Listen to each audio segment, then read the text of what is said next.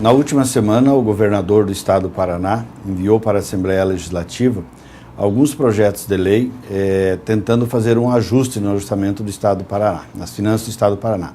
E dentre os projetos encaminhados, alguns são extremamente nocivos aos interesses dos servidores públicos do estado do Paraná, dos diferentes poderes e das diferentes secretarias.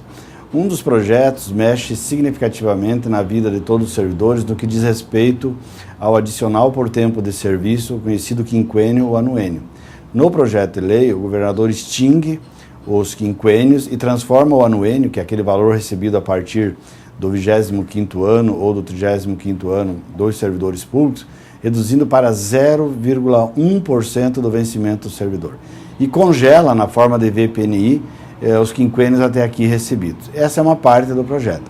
Outra parte, mais grave ainda do que isso, é aquilo que estão fazendo com a poupança dos servidores públicos do estado do Paraná, que estavam vinculados ao fundo previdenciário. Então, o que eles estão fazendo? O governo está extinguindo o fundo previdenciário e repassando esse dinheiro para o chamado fundo financeiro do regime próprio de previdência dos servidores públicos do Paraná. Ou seja, um valor que foi acumulado durante muitos anos dos servidores públicos estão sendo tomados pelo governo e levados para o Tesouro Estadual. Em 1998, foi regulamentado e instituído o regime próprio de previdência dos servidores do estado do Paraná. E naquela ocasião foram criados dois fundos, um fundo chamado financeiro e um fundo previdenciário. O fundo financeiro vinculado ao Tesouro, não capitalizável, e o fundo previdenciário que era vinculado também ao governo, mas uma natureza atuarial e capitalizado. Ou seja, esse fundo previdenciário acumularia recursos para no futuro pagar as aposentadorias dos servidores. E o fundo financeiro destinava-se ao pagamento imediato dos benefícios previdenciários. Quem ficou em um e quem ficou em outro. Em 98, a servidora que tinha 45 anos de idade permaneceu no fundo financeiro, ou seja, pago pelo Tesouro e, no nosso caso, pago pelo Tribunal de Justiça. E aquela servidora que tinha mais de 45 anos, então foi para esse fundo previdenciário, que era um fundo capitalizado, para o qual eram vertidos recursos que se acumulariam ao longo do tempo e pagariam os benefícios previdenciários. Em 2013, o governador, através de um outro projeto de lei, modificou e trouxe para o fundo financeiro, ou seja, para o Tesouro, todos aqueles servidores que ingressaram no serviço público até o dia 31 de dezembro de 2003, permanecendo no fundo previdenciário apenas aqueles servidores que ingressaram a partir dessa data ou que tiveram os benefícios concedidos entre 98 e 2013. Hoje, o que o governo pretende concretamente? Pretende extinguir o fundo previdenciário, que é esse capitalizado, e levar todo mundo para o fundo financeiro.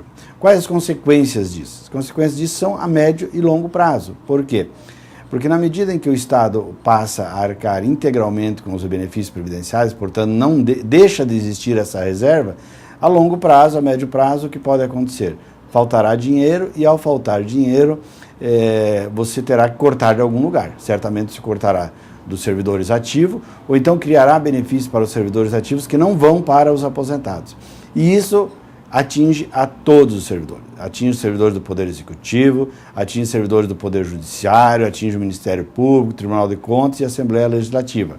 O próprio idealizador, o que pensou o Paraná Previdência lá em 98, já se manifestou contrário a isso, dizendo que esse recurso, esses 8 bilhões de reais, eles acabarão no prazo máximo de 2 anos.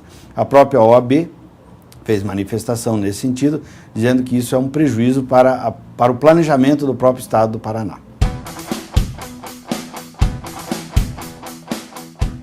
Na verdade, não são recursos no Paraná Previdência. O Paraná Previdência é a unidade gestora do regime próprio de Previdência, que é formado por 2 fundos.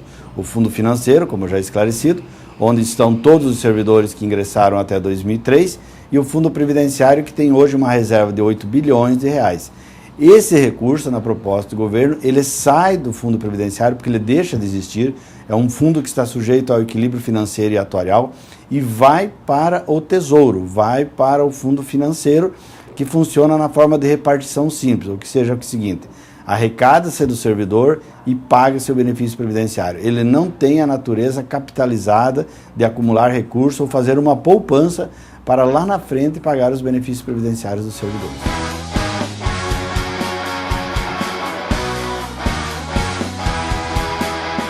junto com esse pacote, que está sendo chamado de pacotaço, há também uma parte do projeto que trata do Fundo Complementar de Previdência dos servidores. Então, todos os servidores que ingressarem no serviço público, mesmo do Tribunal de Justiça, que ingressarem no serviço público a partir da instituição desse fundo complementar, terão a sua aposentadoria com um teto máximo do regime geral da Previdência, que hoje, em 2015, é R$ 4.663,75. Então, o pagamento desses benefícios, e quem quiser receber além desse valor, terá que fazer a contribuição para o fundo complementar. Então, a complementação da aposentadoria será paga por esse fundo complementar, na forma em que o mercado financeiro render, porque ele é de contribuição definida, que o servidor sabe o quanto paga, mas não sabe o quanto receberá, e até o teto de R$ 4.663,75, ele será pago pelo Tesouro, pelo chamado fundo financeiro, ou seja, pelo orçamento próprio do Tribunal de Justiça, ou seja, benefícios previdenciários e folha de pagamento terão que dividir o mesmo recurso.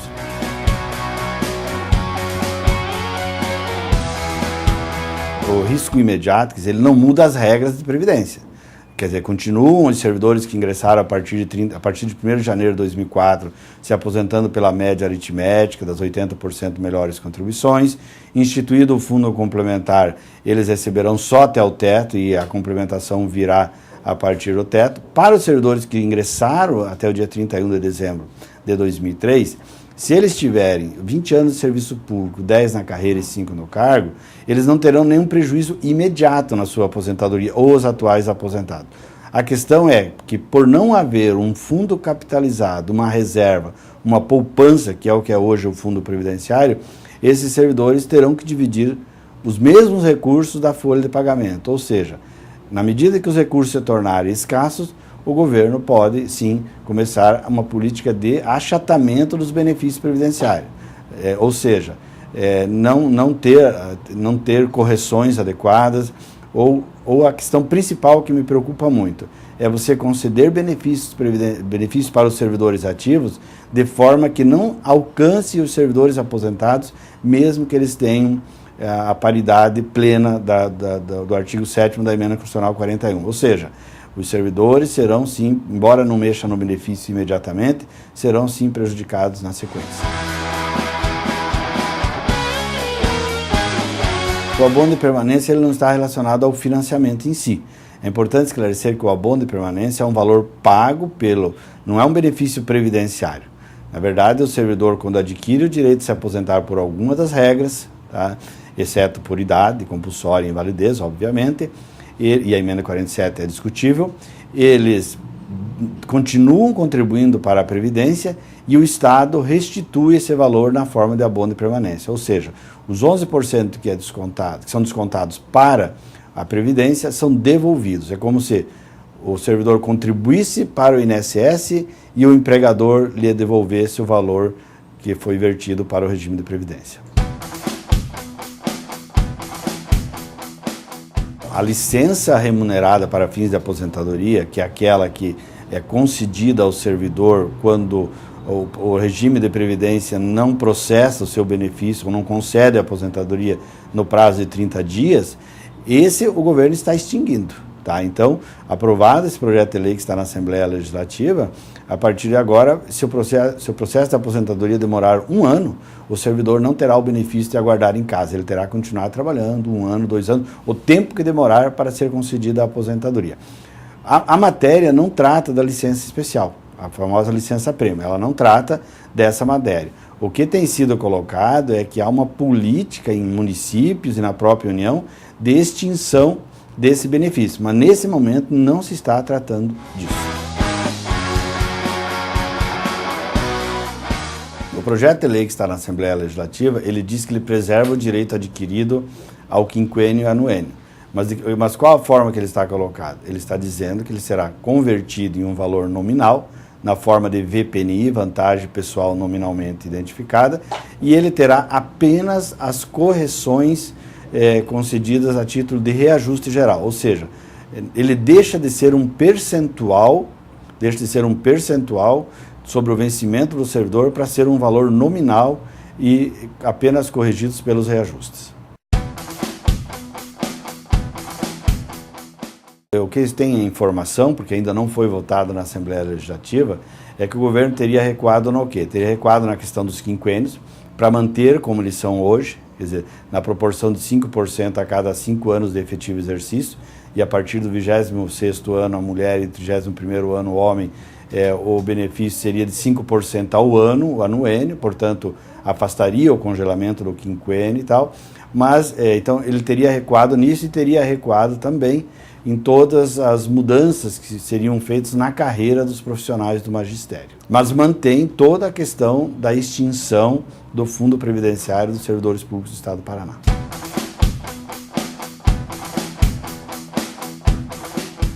O que foi mantido é a extinção do Fundo Previdenciário, né? Fazendo com que todos os recursos que foram acumulados desde 1998, como se fosse uma poupança, saiam do fundo previdenciário, deixem de estar condicionado ao equilíbrio atuarial e passem para o fundo financeiro, que, como já dito, algumas análises de atuários já constam que esse valor seria consumido no máximo em 2 anos. E a partir de então, os benefícios previdenciários dos servidores do Estado do Paraná seriam custeados de uma forma, por uma via transversa, pela folha de pagamento do Estado do Paraná. Porque o fundo financeiro não é nada mais, nada menos do que o custeio dos benefícios pelo Tesouro.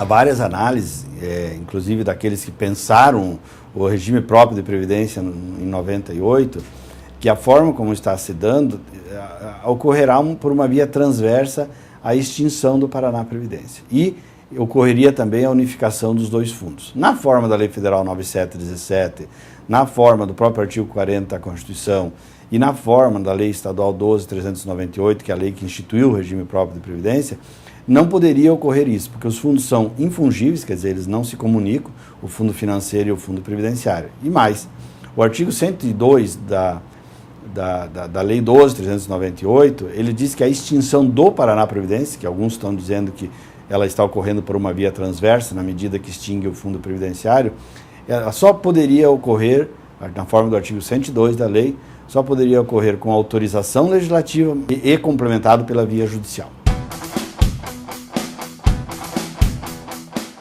Essa é uma questão que não está relacionada aos projetos que estão na Assembleia Legislativa. A Lei 12.398 instituiu o SAS, que é o Sistema de Assistência à Saúde, que não tem a contrapartida do servidor, ou seja, o servidor não contribui para isso.